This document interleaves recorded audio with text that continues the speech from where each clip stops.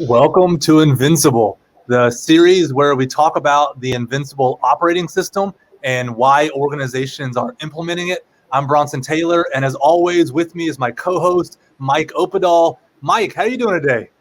I'm doing great, but I'll tell you why. I'm doing great because the week started with an executive meeting, and you talked about this idea of gratitude. And so it's been a theme throughout the week. It's just looking around, taking a pause, taking stock, and going, we actually have a lot to be grateful for. In a year where there's plenty of crap that's happened, Ash and I are watching, my wife and I are watching a little Instagram of a girl who's like, I lost my job, I've been like depressed, like all this kind of stuff. And like that stuff, it's happening, but it's like there's still a lot to be grateful for. And so I think once a year we get a time, Thanksgiving, to be like, all right, we love our neighbor and we actually are grateful for stuff. So that's why I've been having a great week, because you started with a theme of gratitude. Absolutely. Well, that's good. And I think gratitude is even more important in bad years, right? Because it's easy to forget when things are not as good as they used to be.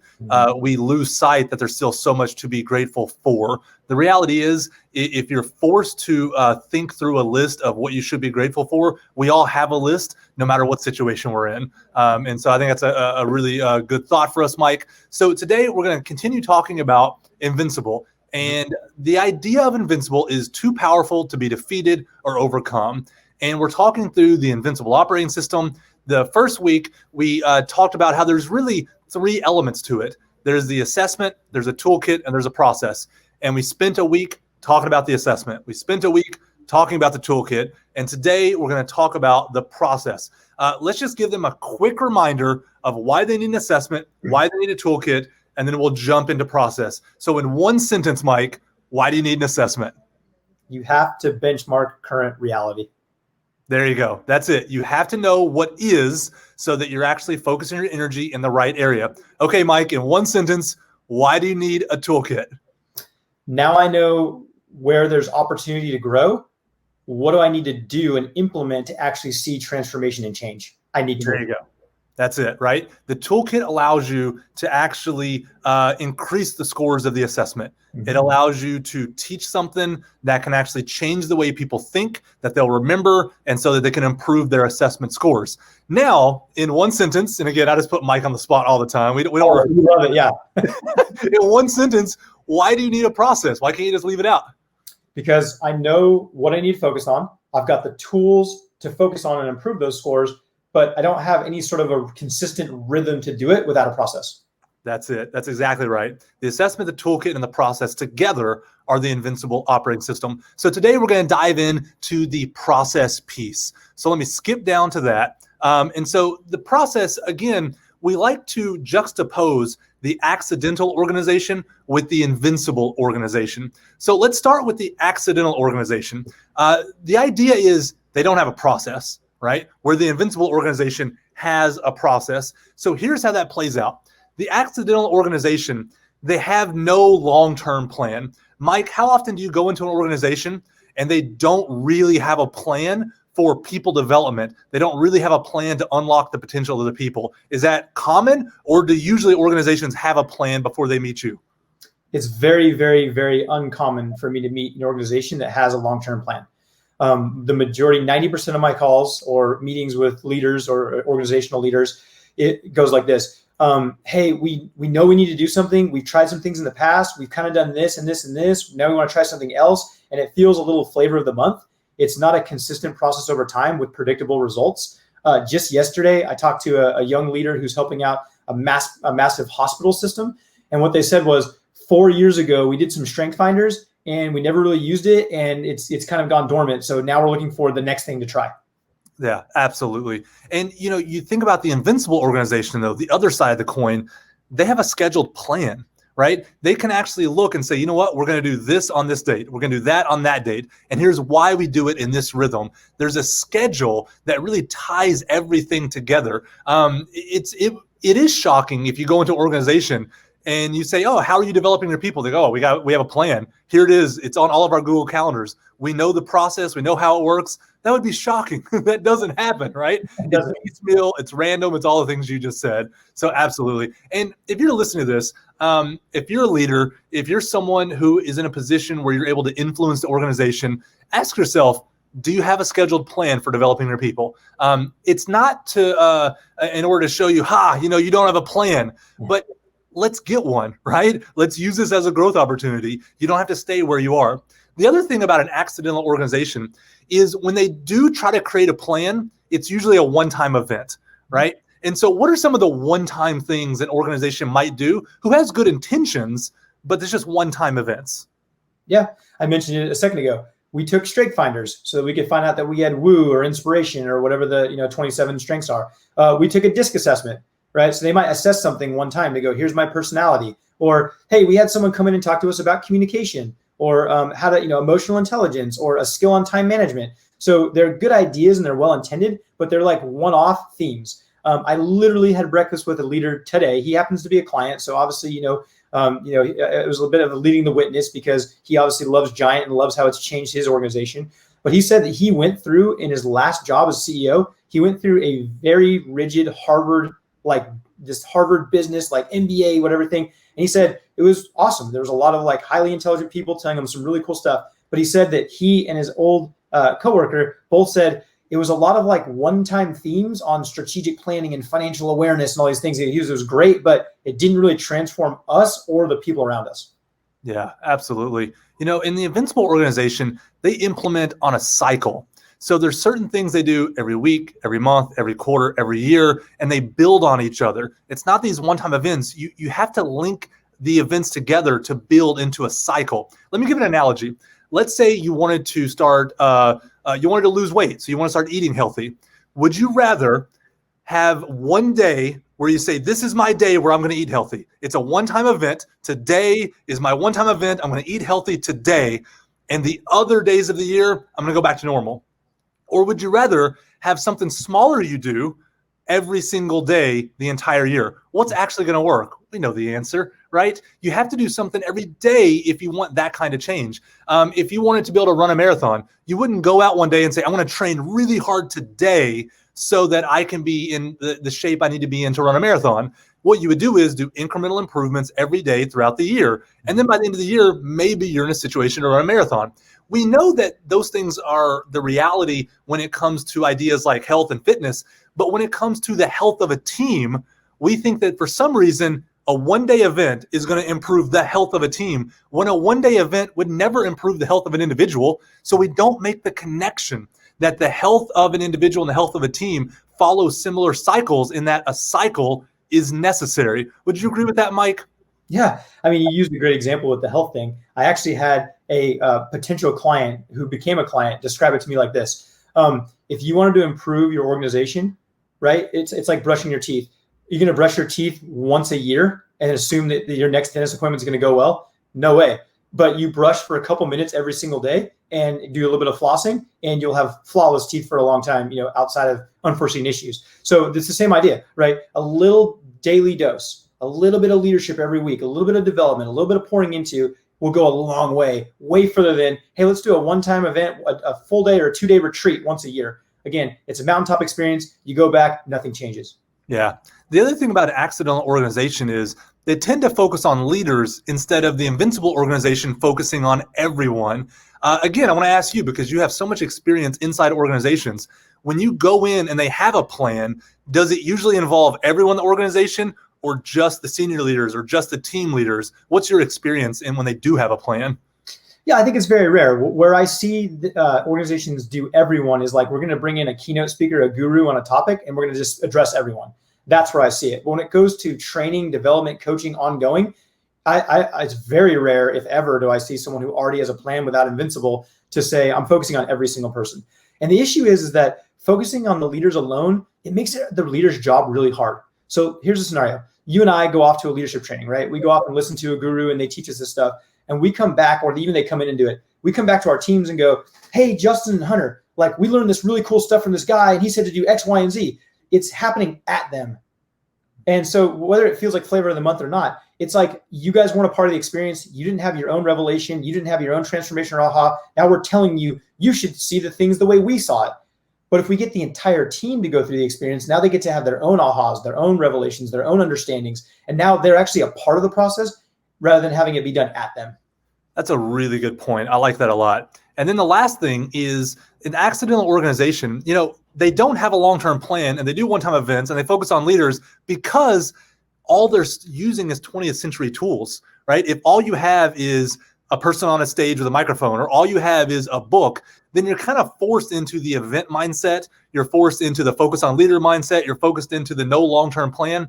But with technology, it allows a process that's on a cycle, that's a real plan that focuses on everyone to be a real possibility. I think that's one of the things that unlocks the invincible organization is they're not afraid to use technology to actually implement a process. Fair? Yeah, absolutely. I think because people are really busy and have a lot to do at work, like the to-do list never ends if you think about it. For most jobs, there's always something to be done. You have to make it on demand. So with technology, you can make that daily dose, right? That brushing your teeth for 2 minutes a day. With technology, you can make it on demand so that it can be done in a time that makes sense, where you're not having to pull people off the front line or pull people out of other important meetings. It's like, hey, get your daily dose or get your weekly training done when you're ready to do it on your time and meet them in their space, right? Every one of us in the world these days seems like have one of these little devices. Well, with technology, on demand means, hey, I can get my training done in the 5 minutes I've got after lunch. So, yeah, no, that's good. So let's do this. We've made a case for what the difference in an accidental and an invincible organization is. Let's actually show them our process, because I think this is exciting. When you see what the process entails, you can have a vision of like, oh, that would be helpful. That is a rhythm that I can see changing my organization. And let's just be clear. The reason we want to implement a process, the reason we want to implement the Invincible OS in any organization is so that we can have better leaders, healthier cultures, and improved performance. I mean, if those are the things you want, if you want better leaders and a healthier culture and improved performance, then you want an OS, and an OS includes a process. And when you see the next screen, I think the dots are going to start to connect. So let's talk through the process at kind of a high level here.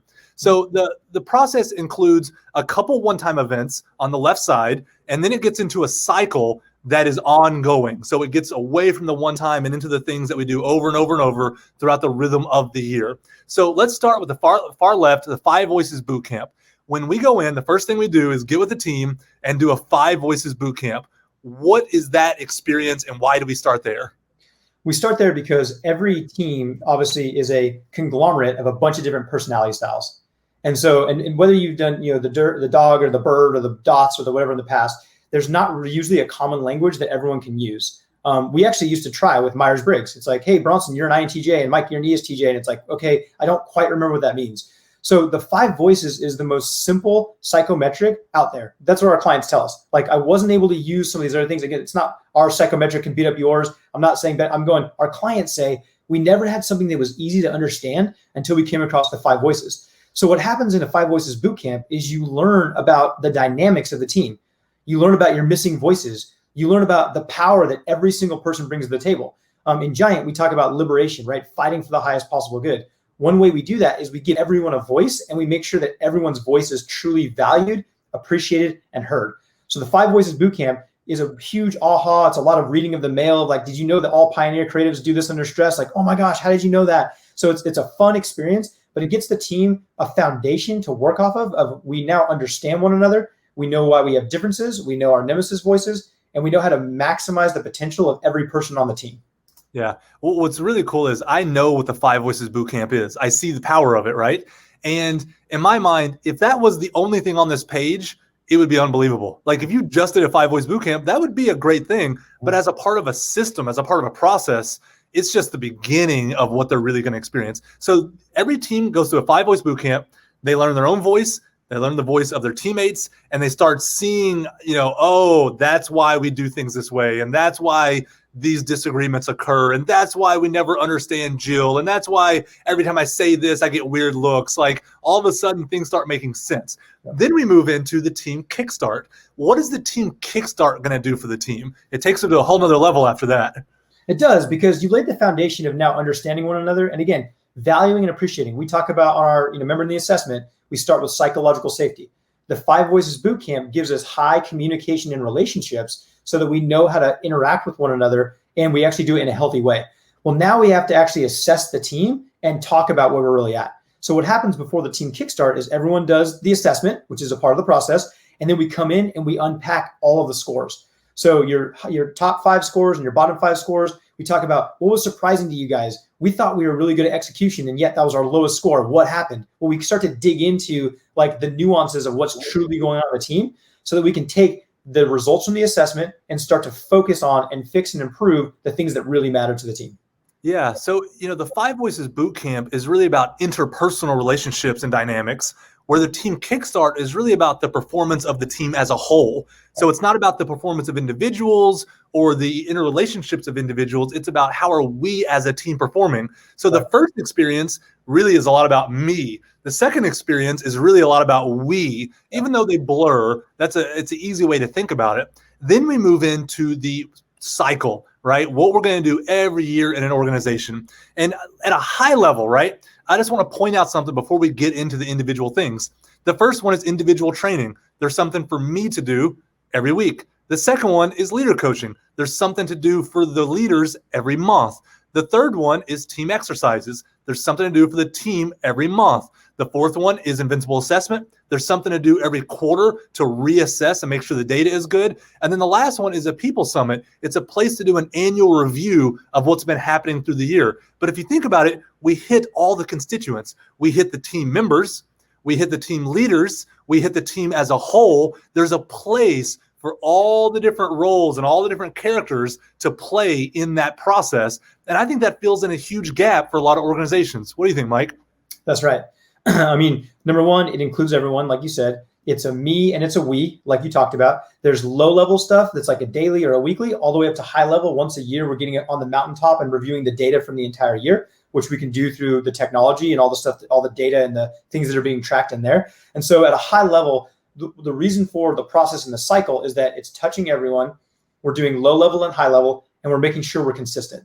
I've said this to people for a long time. It's more important that you meet than what you meet about. Now, listen, we're going to give you the most powerful tools in the world that work in any context, in any industry around the world. But it's more important that you have consistency and that you meet about me and about we, and that we review things on an annual basis, than that you get it perfectly right. Now, we're going to give you the right stuff, but it's super important to have a cycle and a consistency that you actually follow that shows the intentionality of becoming invincible.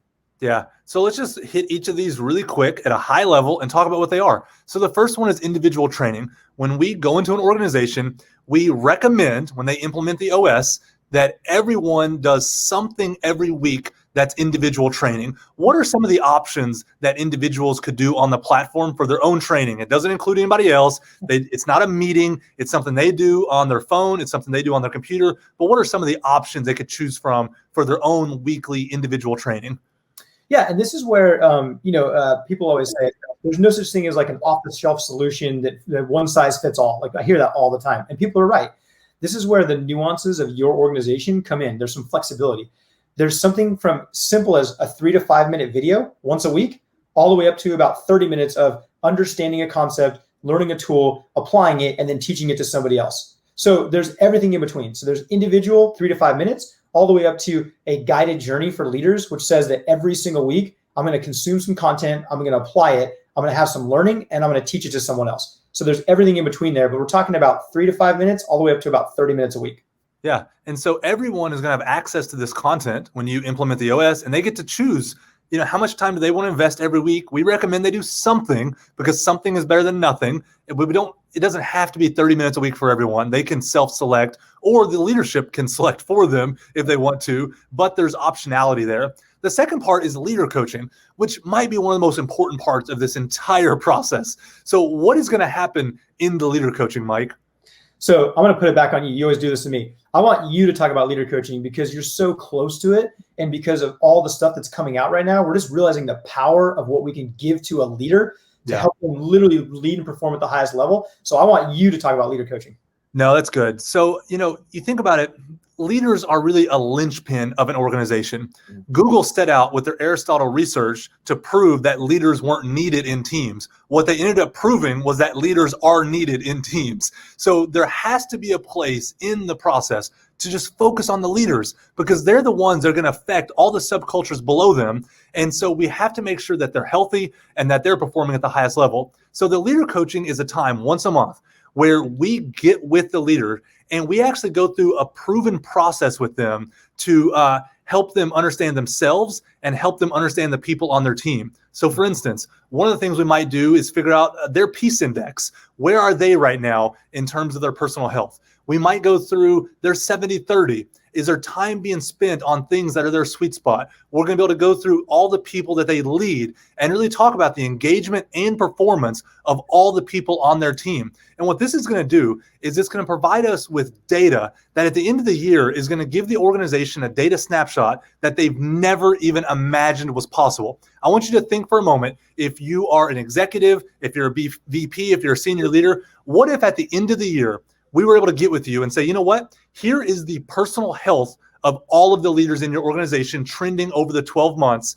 And here is the engagement and performance mapped on a matrix over the course of the year for every single employee in your organization. And now we can make some hard decisions about who needs to be moved up, who needs to be moved to the side, those kinds of things. You would have the information to actually make strategic decisions instead of just going on gut feeling. So the leader coaching, I think, is a linchpin of this process. Is that what you're getting at, Mike? Yeah, that's exactly right.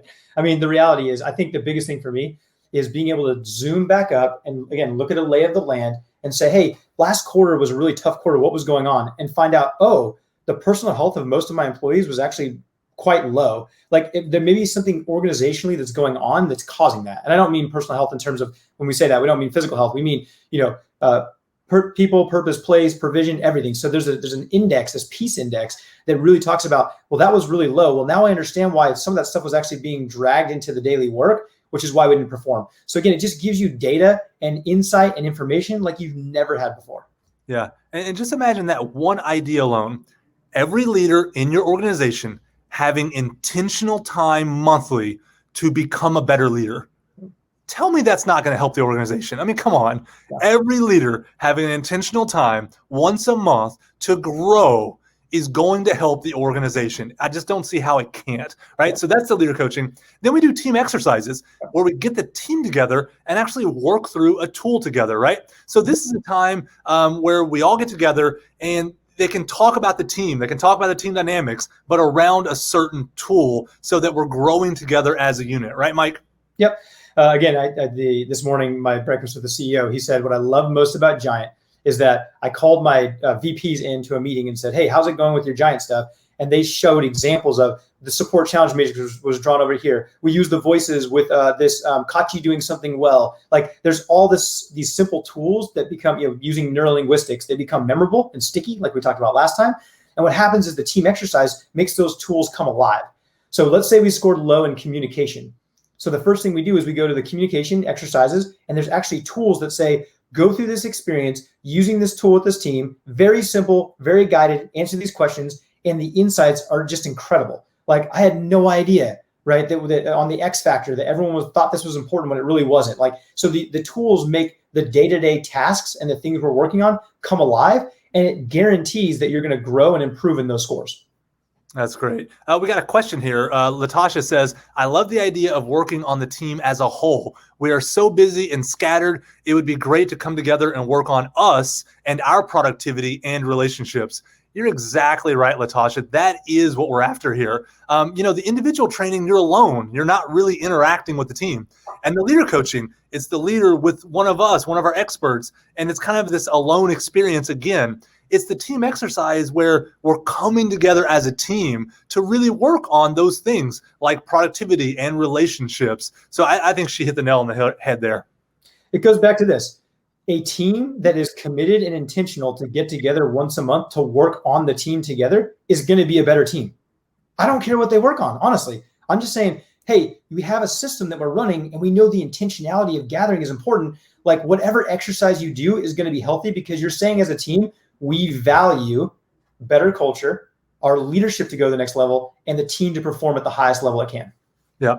And then the next part of the process is the Invincible assessment. So that's where we really reassess the team because every quarter things change. I mean, every week things change. So at a minimum, we want to get together every quarter and reassess the performance of the team so that the process is focusing on the right stuff. Because when we reassess and the scores change, well, that changes what team exercises we might do. That changes the conversations in the leader coaching. It might change what you focus on in your individual training. And so it's really important, Mike, that we reassess on a regular basis, right? No question. And don't be surprised. Listen, if there, and this is not pointing a finger or to be negative, but the reality is there are some teams out there that have some toxicity. There's some teams out there that aren't performing at a high level. When we shine a light on that, things might get worse before they get better. So not only do we want to do it once a quarter for those teams that are showing improvement, you might say our communication and relationships were really low. We had a lot of distrust in our team. We've been working on that for 3 months, and the score actually got worse before it gets better. So we're reassessing to say, hey guys, if we're gonna stay committed to the process, to the operating system, we need to continue to work on this until we can see that thing bounce back and rebound, because we've now shined a light. But here's the thing. We had a leader about 6 months ago told one of our consultants, I'd rather not know. I know things are bad. I know they're messy, but I'd rather just not know. Ignorance is bliss. We all know that's a lie. It's not. It's better to shine a light on the things that aren't going well and be committed as a team to work on them, to improve them. Yeah, no, we don't want to be ostriches that just bury our head in the sand. If you want to take that stance, you probably won't be in a leadership position for very long. Leaders have to deal with data. Data is not good or bad. It just is. Yeah. So as leaders, we have to face it. We have to deal with it. We have to fight through it. We have to make changes. We have to do the hard work of leadership. If you don't want to do the hard work of leadership, which means looking at data, you're probably not being a leader, even if your title says you are. Leadership is influence. People with influence, they're not afraid of what is. So that is the Invincible assessment. And then we end with the People Summit, a chance yearly to look at what's happened throughout the year. What are some of the things they might see in that annual review, Mike? What's interesting is most leaders I know, especially senior leaders, they will take time every year around the, depending on how their fiscal year is, but they take, the quarter before the new year starts to do a strategic plan and to do a budget or a pro forma or a financial plan, all these different things. But it's very rare to find an organization that says, what's our people strategy for next year? So every business has capital, strategy, and people. We often find capitalization plan. Yep, we got it. Strategic plan. Yeah, we got it. It's on, we got a 10-page document. What's your people plan? I don't know. Well, what happens is the best strategies in the world, they get put into play and everything changes after a couple of days because people. So it's a time of year to get on top of the mountain, look at all the data that we're giving you through the Invincible operating system and say, what's our true people strategy? How are we going to make our strategy actually come to life? Bronson, you said something to me this morning. You said, you're not a huge fan of ideas. Ideas can become like a dime a dozen. You love a great idea with flawless execution. Our People Summit allows us to know that our strategic plan is going to have flawless execution. Yeah, no, that's good. And so we're actually doing this ourselves, Mike. We're in December. We're going to meet together. We're going to talk about strategy, capital, people. We're going to really zoom back and see the big picture. There has to be different kinds of elements of a process, right? The individual training is very different than the People Summit, which is very different than the team exercise, which is very different than the 5 Voice Bootcamp. These are not the same event over and over and over with different people. These are completely different experiences for different reasons because they teach the toolkit in different ways to improve different scores in the assessment. But when you put it all together, it's a coherent package. So when you implement the Invincible OS and you have the assessment and the toolkit and the process, you actually have a fighting chance of improving your culture and having better leaders and having increased performance. And then just to show them again, Mike, these things are all on the platform. And so this goes back to where the Invincible organization uses technology. You're able to do this on the platform. This isn't offline. This isn't finding a bunch of files. It's not trying to remember who to meet with and when. It's not trying to find some system to record these scores in and that nobody can find when they need it. It's all right here. It's easy. It doesn't take that much to actually learn how it works. And so it gives you a chance to really use it because it is simple. So Mike, any final thoughts on the process before we wrap up this episode? No, I think just talking about what you said with technology. I mean, I've been in so many consulting engagements in the last several years where we did a bunch of 5 voices and everyone goes, man, this stuff's powerful. Where is it? Well, it's in a spreadsheet. We put everyone's name in a spreadsheet and their 5 voice. What happens when they reassess and it changes? Well, do we go back to the spreadsheet and change it? And well, maybe there's another document somewhere. So instead, this is a place to contain everything. There's an assessment. a toolkit, and a process. And it's all right in one place. The tabs along the left tell you exactly where you want to go. So you just say, hey, like, I'm going to go, we have to do the assessment. We've got to have these tools and we have to follow this process. It's all on one page. It's all very clear to where every single person that logs in knows what to do. And you as the leader or you as the administrator of the account can have the data across the entire organization, like you said, in a very coherent and simple way. And it's displayed so you can actually use the data to inform the best decisions you need to make for the organization. Yeah, absolutely. Todd has a great question here. He says, what a great way to begin 2021 with a restart. How do I start my team on this? So Todd, if you are logged into giant.tv, at the top of the screen is going to be a way to get your free 5 Voices Bootcamp. So you can go to giant.tv and see the button, or you can go to giant.tv/bootcamp, and it's going to take you to a page that really shows you how to do that first part of the process. If you remember, the first part of the process we talked about was called a 5 Voices Bootcamp. So how do you start? Well, you start with the first part of the process, right? You don't start in some other way. So if you go to giant.tv/bootcamp, it's going to walk you through step by step how to get your team to have that free bootcamp experience. And then we will show you how to do the next experience. And we will show you how to do the next one. We will link them together for you. You just get your team onto the 5 Voice Bootcamp, and we will help navigate you through the entire process and help you implement the OS. Anything else on that, Mike, about how they would start? No, and again, I know it's our product and it's our tools and it's our stuff, but I'm saying there's no reason in the world why not to do a 5 Voices Bootcamp. The worst case scenario is your team gets together and gets a bunch of powerful insights for free, and you walk away with some actionable stuff to do from one meeting. Like, that's the worst case scenario. Best case, you realize how powerful it is and you get to start becoming invincible, right? You get to get rid of drama. You get to get on the same page. You get to get the right stuff done. You get to meet targets and deadlines. Like, all that stuff comes alive, but it starts with the 5 Voices Bootcamp. I just can't think of a reason in the world why not to do it. We do a version of this ourselves. Like, we know this stuff inside and out, but it's like, hey, what's the dynamics with a creative on our team? And what's going on with that nurture? And how do we make sure their voice is heard? So we're doing this stuff all the time, but it starts with just taking advantage of a free experience that's going to be life-changing. Might be a strong word, but I think life-changing. Yeah. And I'll just wrap up with one final word here, which is, we're experts on developing people. Let us help you, right? We've figured out how to assess. We've figured out the tools. We've figured out the process. Is it perfect? No, it's not perfect, because nothing, on this side of eternity is perfect. Yeah. But we figured out a lot of stuff. So you don't have to create fire again. You don't have to reinvent the wheel. You don't have to try to discover the secrets to developing your people and unlocking their potential. Let us come in and help you. And it's going to take your organization to the next level. And I think you're going to be glad that you started the process. Mike, thank you so much for coming on, being a great co-host with me and just jamming through the process today. Yeah, have a happy Thursday, Mike. Yeah, you too, buddy. We'll talk soon. All right, talk soon. Bye-bye.